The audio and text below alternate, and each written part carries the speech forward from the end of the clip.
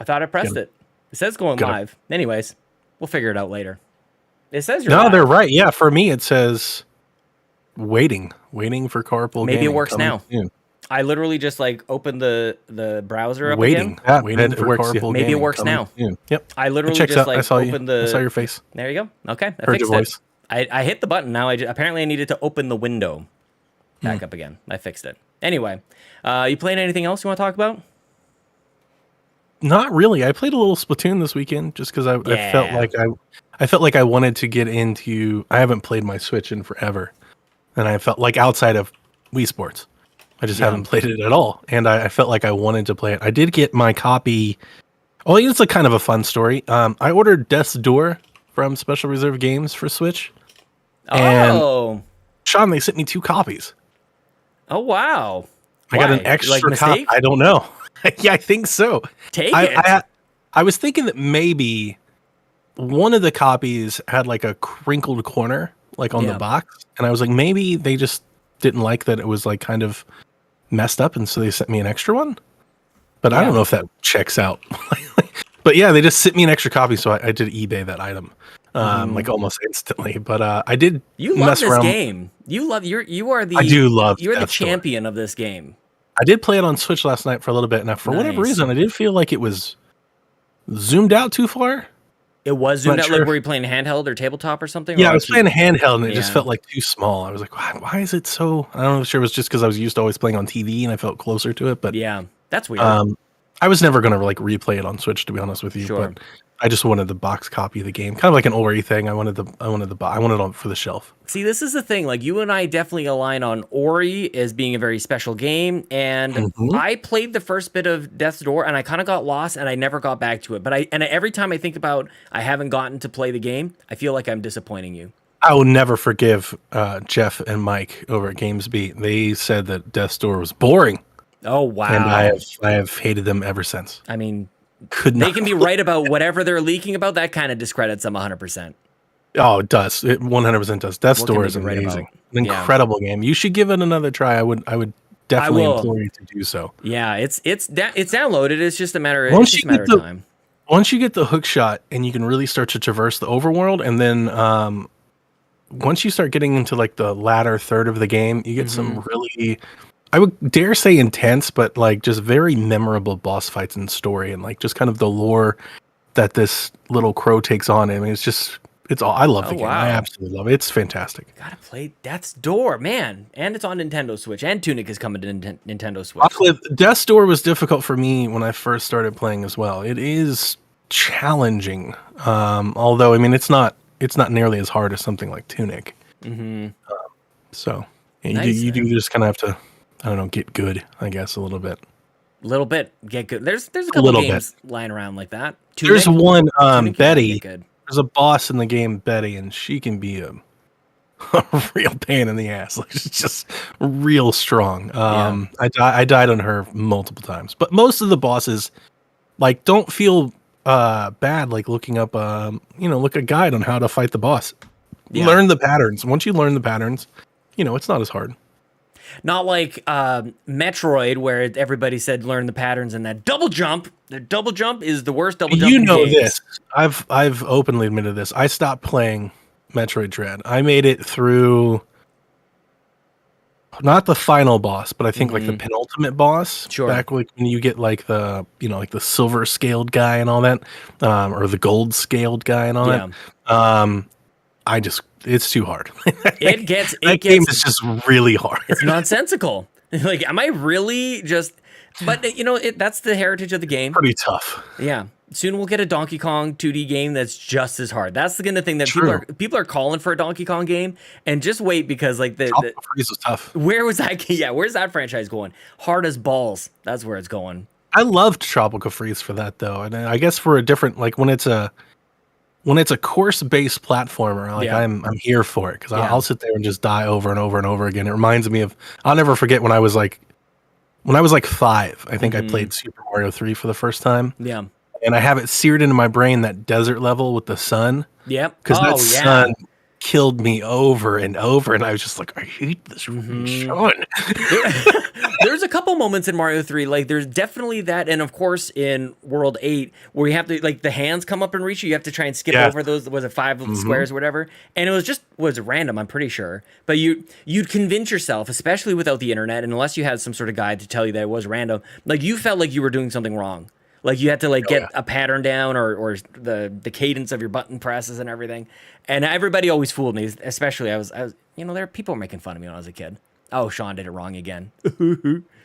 Just weeping the entire time. Man, good times. Donnie, should we talk about Pokemon? Let's do it. It's on the thumbnail.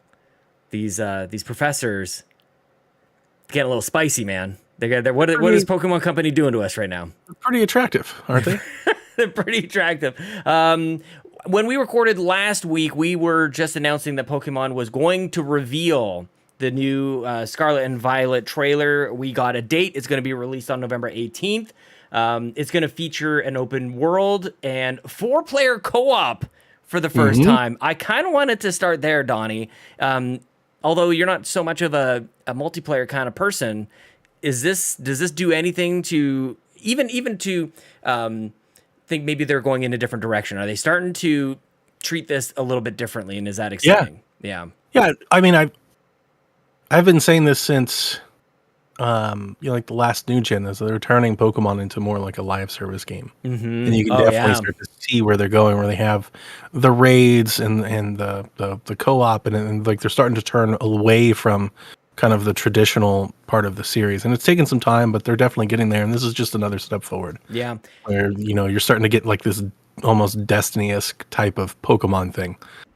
You can go with your friends and raid and do the story and do all the things together, that kind of thing.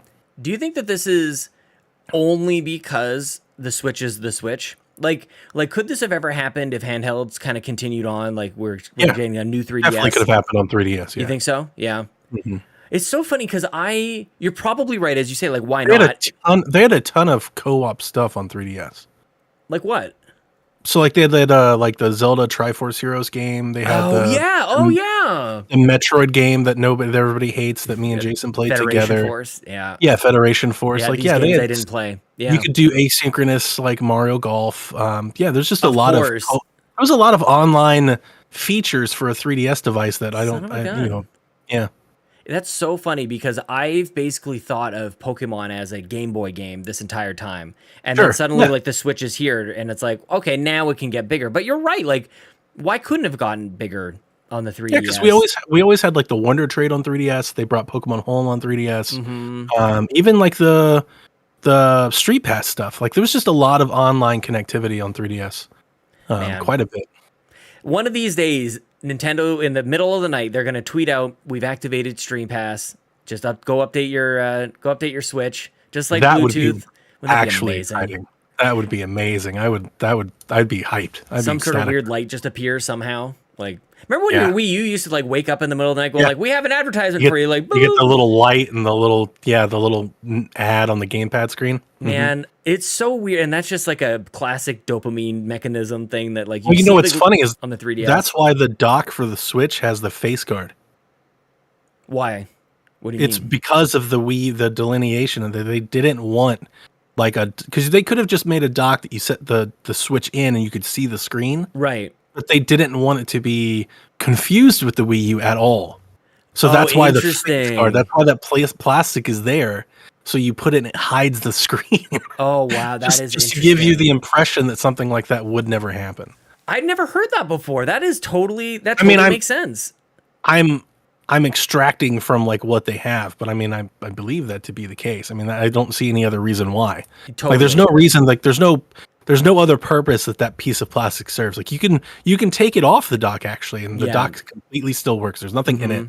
That faceplate. There's nothing in the dock there. Oddly enough, it's one of the biggest reasons that you'll never, aside from hardware, but that like you can't slide a Switch Lite into that thing. It won't fit, right? Because of that front-facing plastic thing. Oh man. Well, I got a couple third-party docks. The Rocket Fish brand from Best Buy.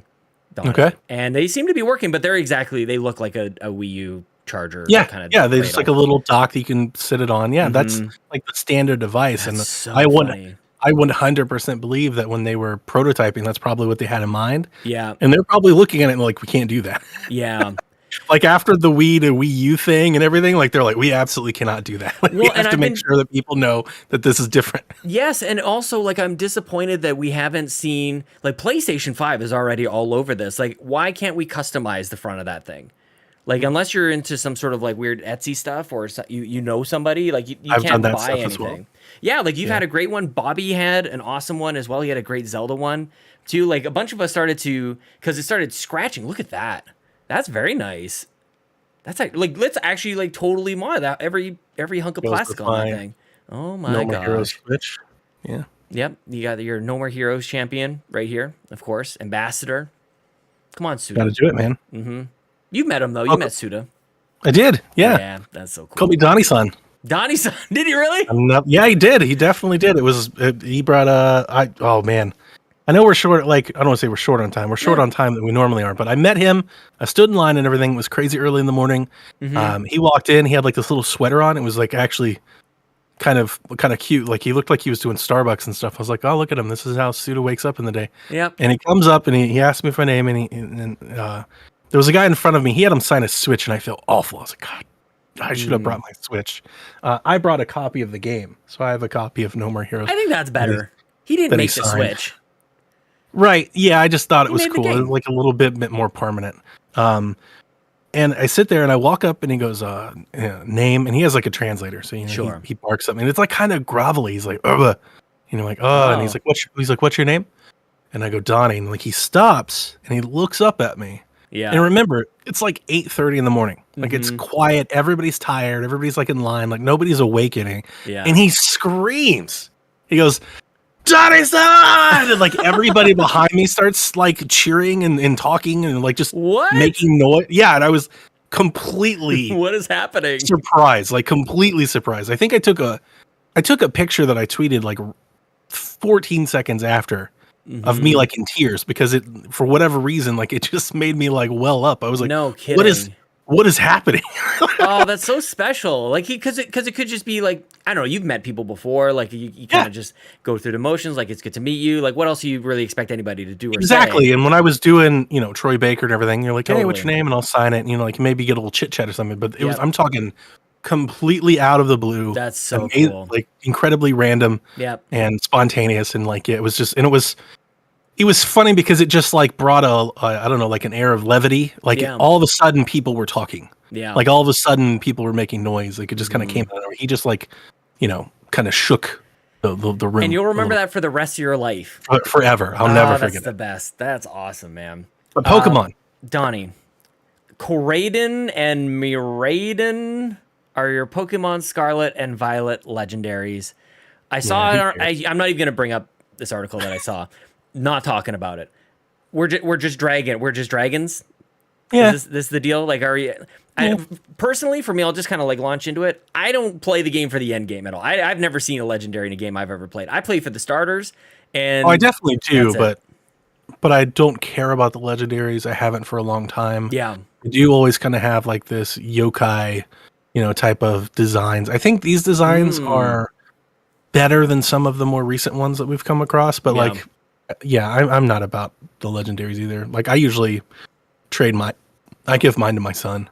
Yeah, just trade, like just hand them off, and I just give it to him. Yeah, like he can just have whoever my legendary is. I don't care. I can't wait to be doing that with Lincoln, to like play 2 separate games and just like working together, trading each other, like just kind of seeing how he does and everything. Jack like that. Coming along definitely was a shot in the arm for my Pokemon fandom, and even now, like the last couple of games have really not settled well with me, but I still like we're getting Scarlet. I've already got it pre-ordered. Yeah. I'm very excited for this one because this one's very different in the sense that I love the starters. Yeah. I haven't loved the starters in a Pokemon game in 20 years. Oh, really? Like it's been since my earliest days of Pokemon have I loved the starters. What's your problem with Chespin? What's wrong with that? Yeah, see, as my son calls me a Gen 1er, like I'm just kind of like traditional. Like that's like his boomer. Like okay, boomer. Exactly. He's like, okay, Gen 1er. Yeah, I'm just kind of like not my Pokemon, right? Like I'm stuck in my ways.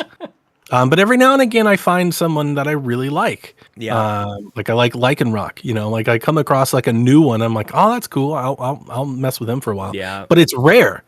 But this one, I actually love all 3 starters. Yeah. Like all 3, I think are excellent. And I'm excited to get started. So we'll be playing, and we'll be trading back and forth. And we always trade because a lot of Pokemon you have to trade to make them evolve. So we'll be doing that together. And yeah. That's the best. Kevin in the chat says Quaxley is love, Quaxley is life. That is exactly it. Man. I am totally on team Quaxley. Love it. I knew you were, and I was thinking of you as I was listening to Nintendo Shack, which people should also be subscribing to and checking out as well. But they had Elaine, Garrett, and Rebecca. No Quaxley love. They had 3. They had an opportunity. They had all the opportunity for Quaxley love, and nothing. It was really going downhill, and it's just. Kato says spaghettio. Spaghettito. Which of course she's got 5 cats. Like, what do you want her to say? Like, she's gonna. I mean, I love cats too, but ducks are life. Duck has always been my favorite animal. I've always loved ducks, and so having Quaxley was like absolutely. I might pick Quaxley just because I can say it. I don't know how to say the one I want. Sprigatito? No, Fuego. Is it Fuego? Yeah. Nailed it. Oh, I can say it. Okay, I can pick him now. Yeah, Fuego's the one I want. Yeah, he's very cool as well. Yeah, just a little fatty. I want to see what the evolutions are for sure. I don't. I never want to see the evolutions. I don't want to. Because you're probably not going to like them, right? I mean, this is me with my 5-year-old and a 3-year-old. Like, I don't want these cute little guys to change. Like, I don't want them. Like, this is it. Like, I'm with you. Lincoln's at 5 max. That's it. Stop it. That's his. Like, after this, like 6, it's like starts to get awkward. There's several like Psyduck is usually a mainstay in my party, and I usually never evolve. I never evolve Psyduck. Yeah. And I usually never evolve Cubone. He always hangs out in my party. Like I do that a lot, actually. I'll have a lot of Pokemon that I just don't evolve. Cubone, I don't mind. What is it? Marowak? Is Marowak. That yeah. I don't mind that one. Psyduck. I don't mind Marowak either. A lot of times I'll carry a Marowak and a Cubone. I'll bring both. Yeah. Cubone's so cute. Holy crap. Chelsea 3D printed a bunch of skulls, like the Cubone skull. She's got a couple in the other room over there. It's awesome. Man. Oh man, we should talk. Yeah, well she made one for one of the dogs. There's a guy on TikTok who makes these I'll send you the TikTok. I'll post it in the Nintendo Drive thing. He makes these like I dare say call them like Chia Pets. Oh yeah. They're like custom it's not printed. They're like ceramic Pokemon that like plants grow out of. And he's got like a Bulbasaur with like plants growing out of it. That's so cool. But he doesn't sell them. He makes them just for him. And just tells people about it. Like, and you can't have it. Even if you want to buy it. My wife wanted to buy the Cubone one for me so bad. Dude, that's such a good idea. I feel like Bulbasaur is the one. Like that's, I mean, there's probably other like grass type or whatever. Like that's just, for sure. Yeah, you throw a flower on the back and oh my gosh, that's such a good idea. I'll have to find it. I'll dig up the TikTok and send it to you. Oh, I love it, man. That is so good. Do you want to talk about these professors? We got and your rival Nimona. Like it's just like, are these one day, 20 years, 15, 10, 12 years into the future, kids who are now playing Pokemon for the first time, they're gonna start their own podcast in 10, 12 years, and they go, my first crush was my Pokemon professor. What is happening here? The thirst trap on this game. It's turning into like Euphoria. Like everybody's just like super hot. Everybody's models. Yep. That's what's going on. I mean, there's going to be Rule 34 stuff everywhere. It's not going to be good. It's not going to be bad. But it'll keep it going. It kind of makes more sense now. Maybe than before. No, we just won't even go there. Yeah. Well, we just wanted to at least address it because it was in the thumbnail. Do you have any other thoughts on that there Pokemon Scarlet and Violet? I'm excited for. I'm getting Violet. Yeah, I'm excited. I'm excited. I'm getting Scarlet, and I'll be playing because I'm going to get the girl professor with the fangs, right?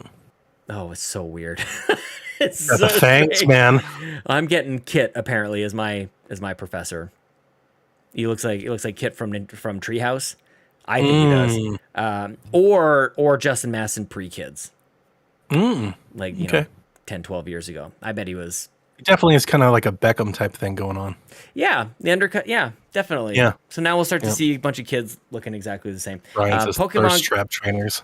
Pokemon comes out on November 18th. I am so excited to be playing it. Brian Eck, I see you in the chat. You are amazing. He says, I am still undecided. I need to see starter evolutions. My grandma just said that she's choosing Quaxley because he's the cutest. Brian Eck playing Pokemon with his grandma is my girl. the Grandma. moment of the day. That's awesome. She's got it. Quaxley for days. I want to know what Grandma thinks of the thirst traps in Pokemon. Because maybe that's why Grandma got interested. She saw grandmas don't have the filter. She's like, "Who is this?" Exactly. Hello. He's like, "We need." I wonder if it's like somewhat like, what if you get into it and it's like somewhat degrading, like commentary? He's like, "We need to talk about your Pokemon catching." Oh my gosh. Okay, moving into the carpool. You guys can join into the carpool where you ask questions and you can be part of the show. Follow us on Twitter at Carpool Gaming. Jump into the Discord. It's free. And yeah, that's where we post questions. Post a call up for questions usually every Monday. And just like TPR did, who did it last minute, who was excited to see you being on the show, says, last minute question for you and Donnie. What Nintendo game, current or past, would you most like to see have better performance, Donnie? Donnie, this is something that we talk about quite often. Nintendo always behind on the performance side of things. Wouldn't it be amazing if they had just this crazy boost of power? Is there a game that kind of comes to mind for you as like, man, this would be so much better? And off the top of my head, to give you a minute to think, I think of the Warriors games. I think every single Warriors game would be just phenomenal if it was perfect 60 frames per second. Yeah. Draw distance forever. That's the ones that come to mind almost instantly are the ones that I think suffered the most, and it's actually both Zelda Breath of the Wild. Is the Warriors Calamity one as well as Breath of the Wild. Like they definitely they struggle, and it's a shame because at least in Breath of the Wild's case, the game is so good. Like you don't want to see it like that. Yeah. And the Warriors game, I beat that game, and it definitely robbed, I think, quite a bit of enjoyment from me. Quite a bit. Oh, that sucks. Now, I don't think that game is very well done to begin with, like just in design, but it not having good performance made that worse. Yeah. And I will be getting Fire Emblem because I'm a sucker, I guess.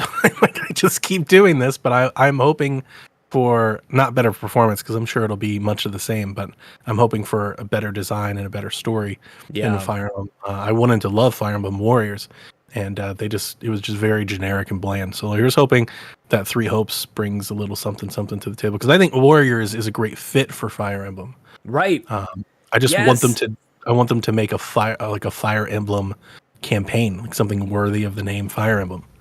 Yeah, I mean that's a theme anytime that we go outside of like the mainline anything. And I would even argue with man, honestly, this question is, if I can answer it, like sum it up into a soundbite, TPR, every game. Like, Project Exarch. Every single game. If I can be clear, I love Fire Emblem. All of Fire Emblem. Like I play them religiously. I love Three Houses. I think I was the first one in PSVG land to run through it, beating all the DLC. I played Fire Emblem Warriors.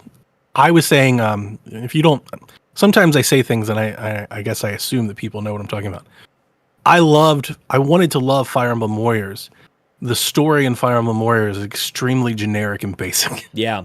The Fire Emblem game is very sad and I wanted Fire Emblem, betrayal, backstabbing, politics, maneuvering, exactly. And it had none of that. Yeah. So here's hoping that Fire Emblem Three Hopes Warriors fixes that original problem, because I think the fit Fire Emblem and Warriors is a great fit for each other. I would love this to be a side spin-off for the franchise that we keep getting. I would love Fire Emblem Awakening Warriors. Like I would play the hell out of something like that. It would be great. And I kind of like that this one looks to be a little bit more focused, whereas the last one was like, everybody's here. Like it's all this weird like multiverse thing. I don't know. I like this as a... Well, I love the multiverse stuff for Hyrule Warriors. Absolutely adored it. Like it was fantastic, but they built it into the story. Yeah. Well, yeah. And I feel like we could have gotten there. Like maybe it's just the timing of it all. Like maybe the first one is based on a game that we've played before. I definitely think of like Arceus with this question. Arceus obviously could have performed better. Like that's probably the poster child. As I was teasing the Shack folks. Imagine making fun of Sonic Frontiers, but liking Arceus. Fair. They're playing like Arceus looks. There's like, even if you like the game, even if you love the game, don't get me wrong, you can love a game that doesn't run well, but there is no denying that game runs terribly. And not it doesn't even get any just better. bad, or terribly. Yeah, the thing is, like the further along you get into it, it's like it bogs down in memory. And actually, Monster Hunter Stories 2 was very similar to that. It's it's such a shame. Like it's such a good game, but yeah, I just want to like plug it into a dock that boosts the power, and because in my head that's all you need. Just like give it a bigger battery or something. I don't know. Give it a generator. That's a great answer because I was teasing the hell out of Jack watching him play that. Yeah. I was like, I can't believe you're playing that. Like, I almost felt bad for Bonds. Like, I can't believe we bought this. Like, look at this game. Yeah. You know, it was like, it made Minecraft look beautiful. Damn. Like, it's just all kinds of edgy. Beautiful in its weird kind of way. Tons of pop-in. Yeah. Like, the most egregious pop-in I think I've ever seen in a video game. Yeah. It takes me back to 1997. Because it wasn't just like shrubs and stuff. It was like entire like entire mountains and stuff would pop in when you're flying. I'm like, what is happening? I don't know. Like, what is this game? TPR, thanks for the question, my friend. And one of the things that I am realizing is basically we're just like ragging on about 14 different games here. So maybe we'll move on to Snapfish JKJ in the Discord jumps in and says, I know this is an older article, but thoughts on whether Nintendo really feels the Switch is only halfway through its life cycle. I love my Switch, so I'm not ready for anything new. But if it really is 4 to 5 more years for the next console, do we still think Animal Crossing is new console release game? So maybe two parts of that question. I think the Animal Crossing part maybe is more for a Kato thing. Are we really just halfway through? We've had the Switch for 5+ years at this point. 2017 it launched when it was a month before Lincoln was born. Very interesting. I had it in the hospital when he was when we were waiting for us to go home. But yeah, do you believe this? We've been halfway through the whole time. I don't know. I have thought that the plan was to do the Pro model this past year, and I think that's what the OLED was supposed to be. I think the OLED was changed due to the silicon shortage. I totally agree. Yeah, I think they had plans to do a Pro enhancement, and I think that would have kicked the can down the road another 3 or 4 years. Yep. The only thing that gives me some hesitation and some pause, although I don't think these factors will ultimately stop it from happening, I do think we're getting another model. It could be next year, but the silicon shortage still hasn't completely come back. Like, we're seeing signs of like it's starting to turn around. Yeah. But it's still not there yet. But also, inflation rises the cost of those parts in manufacturing, especially the shipping of those units. No kidding.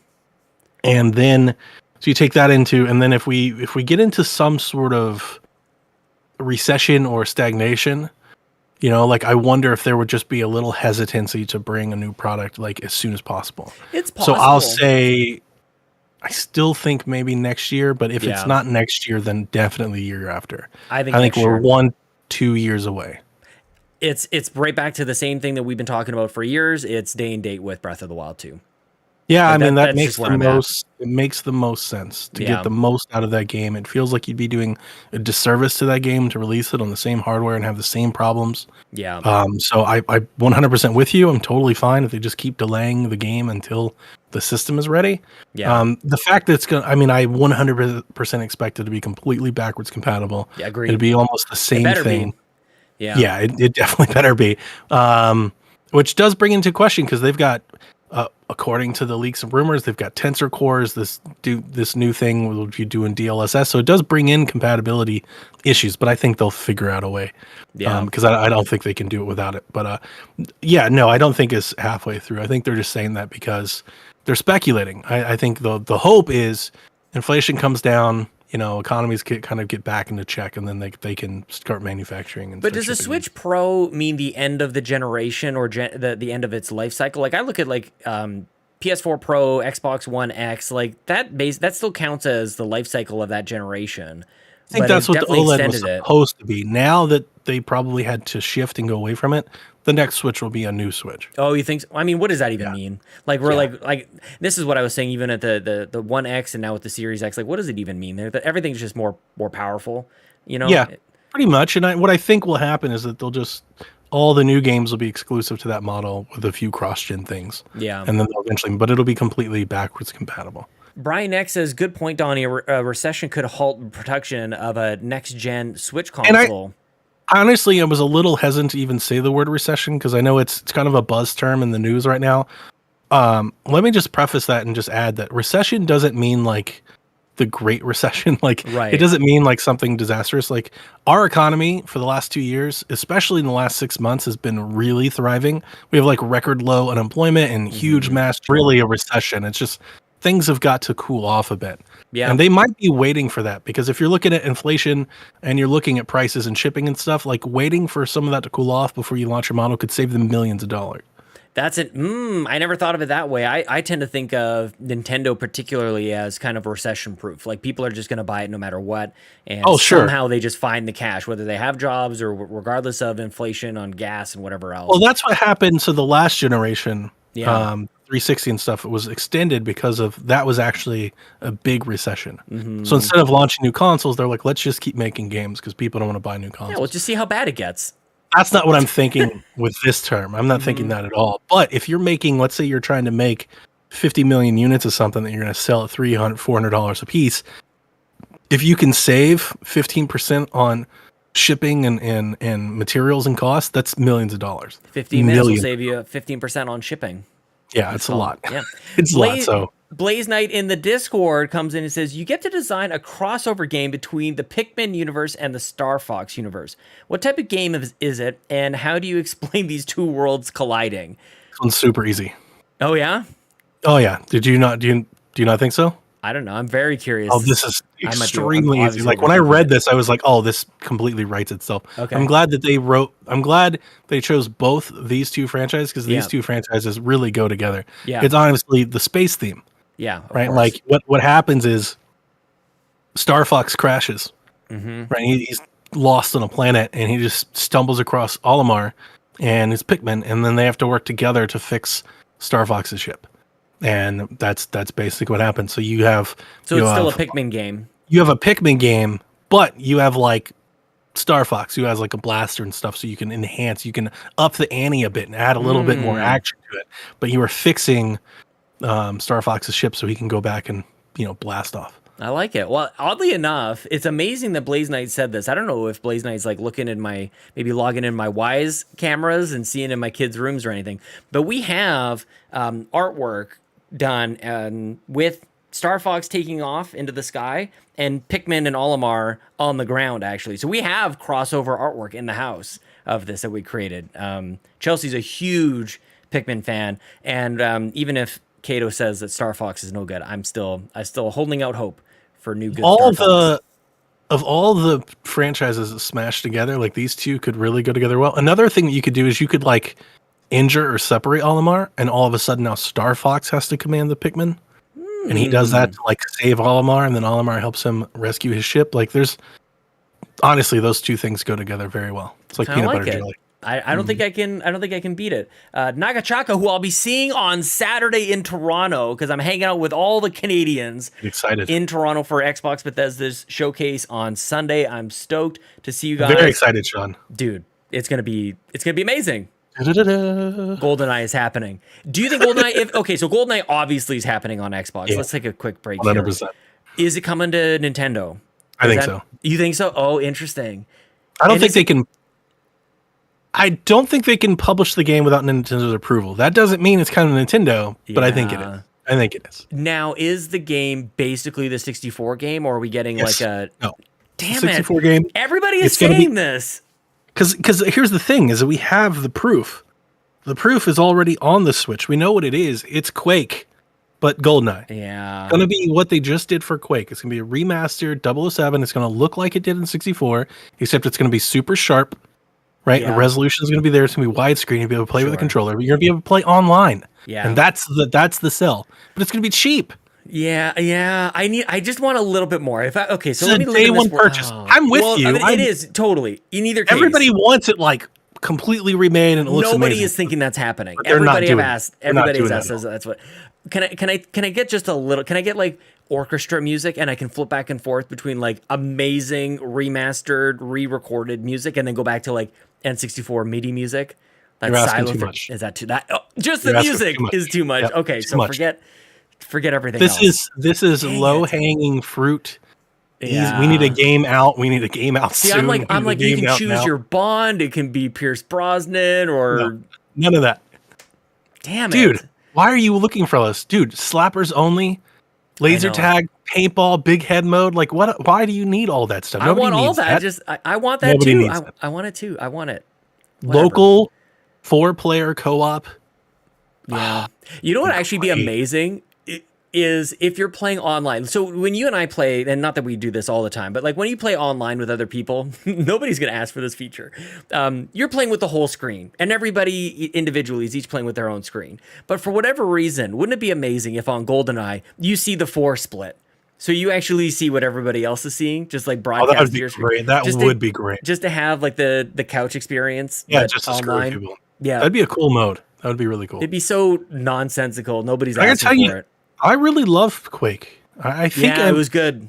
I was gonna say, I feel like I'm the only person that played it. I remember when it came out and it hit Game Pass, I was like, "Oh, this is so cool!" And then I bought the Switch copy. Yeah. And I remember getting teased. People were like, "Why'd you buy the Switch game if it's on Game Pass?" I was like, "It's $10. Why not?"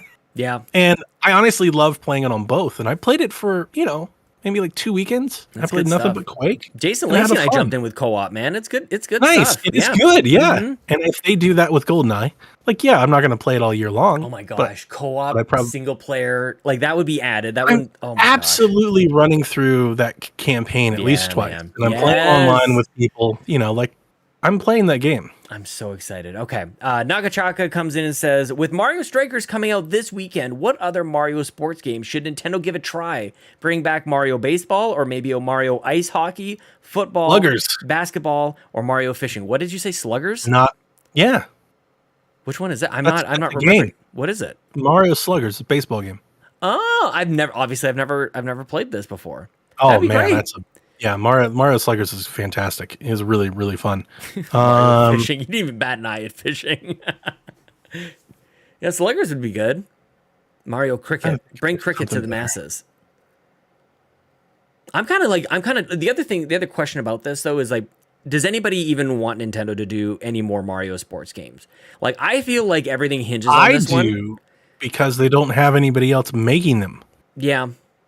So, like, I'd be totally fine if they didn't, if EA was putting their sports games on the Switch, but they're not. Good point. So, in the lack of not having them, then it is on the onus of Nintendo to make sure that market at least has something. But, like, what else is there? Like, a Mario football game would be great. Yeah. Mega Man Soccer should come back. Not that has anything to do with Mario. Not that one. Just had a flashback to Mega Man Soccer. Did you get a Mutant Football League? Oh, Have you ever played that? Yeah, old school. Could you imagine like a Mario game kind of in that vein where it's like very, funny and tongue in cheek and you can blow people up and it's kind of like Blitz, but Mario? I mean, that's exactly what I like. That's what Mario Strikers, that's the best way to sell Mario Strikers. Yeah. It's NFL Blitz but for soccer with Mario characters. Yeah. Yeah. Exactly. So I'd be down for that. Wrestling, like a Mario wrestling game would be a lot of fun. I mean, you have the Olympics. That's you have a bunch of these kind of catch-all for sports that not like Olympic wrestling, like WWE wrestling, but Mario characters. Okay, that is the answer. I wasn't thinking that. That is absolutely the best answer. Mm-hmm. Yes. Oh my gosh, that would be amazing. Just because you could probably license in a couple wrestlers to join that mix too. Oh, I love it. Like I'm sure the WWE would be willing to work with them. Oh, that's so funny. Yeah, I mean, even just to have like the promo, just the pro wrestling over the top, everything is crazy. And it would have to be more than Mario. You'd have to have like a Nintendo wrestling kind of thing. You'd have to have like Link and stuff because the Mario roster on its own is not nearly as appealing. The Rock but like something like that would be really, really good. Have they done Mario hockey? I don't think so. Honestly, I don't know. I mean, I want Wayne Gretzky 3D hockey is probably the last great. That would be a lot like Strikers. It'd be like Strikers, but with a stick. Did you ever play Wayne Gretzky 3D hockey on 64? Mm-hmm. It's NFL Blitz. It's actually like the same. It's actually NBA Jam. Very similar. Like that. Those are the three. It's kind of NBA Jam, Wayne Gretzky 3D hockey, and NFL Blitz. Yeah, those basketball I wouldn't want. Yeah. Yeah, I mean, an NBA Jam style with Mario wouldn't be terrible. I'm surprised they've done tennis. We have NBA playgrounds and we have 2K. Yeah. But I don't play those. I would just buy Nintendo. I do what they tell me to do. The last time they did like the basketball and Wii Sports was bad. Yeah. And they did the 3-on-3 basketball with Mario and that wasn't very good either. That's just it. Yeah. Just simple arcade style kind of games. It'd be nice as a bundle. It'd be nice if we didn't have to buy these individually, to be honest with you. But I don't know, like I don't know. This isn't a sport at all, but like now that I'm just thinking about it, because I'm thinking wrestling and like combat, Mario styled beat 'em up, like Streets of Rage. Oh, will be cool. Great. Mm-hmm. Oh my gosh, it's so funny because I'm thinking Strikers kind of has this already nailed down, but you're right. Like we could have these little spin-offs of pro style wrestling or beat 'em up. Think of Streets of Rage where it's like 2D sprite work, but like super crisp and like vibrant. Oh, it's so good. That's real good. See, that's real good. This is why people should. Well, I mean, you're on Nintendo Shack anymore, but this is what I used to go to Nintendo Shack all the time for. Sorry. Yeah. Well, people should still check it out. They still bring me on when I buy a Nintendo Switch game. They're like, Donnie's playing Switch. Let's get him on the show. It's a good time, man. Well, we're at about that time, Donnie Reece. Thank you, everybody, for all the questions, and thank you to everybody here at youtube.com/carpoolgaming hanging out with us. Donnie, it's been an awesome morning. We've got caffeinated. We talked about some thirst trap Pokemon professors. Where can people find you on the internet, my friend? You can follow me and my gang of flunkies at PSVG. You can find us on YouTube and Twitter and all the things. Just type in PSVG, which stands for Play Some Video Games. And if you would like to, you can listen to my show, which we record live every Wednesday and releases the next day each week, called Play Some Video Games. So if you type in PSVG into your podcast player, all of our shows should pop up. You should see Board Video Games, the Nintendo Shack, PSXP, and Play Some Video Games.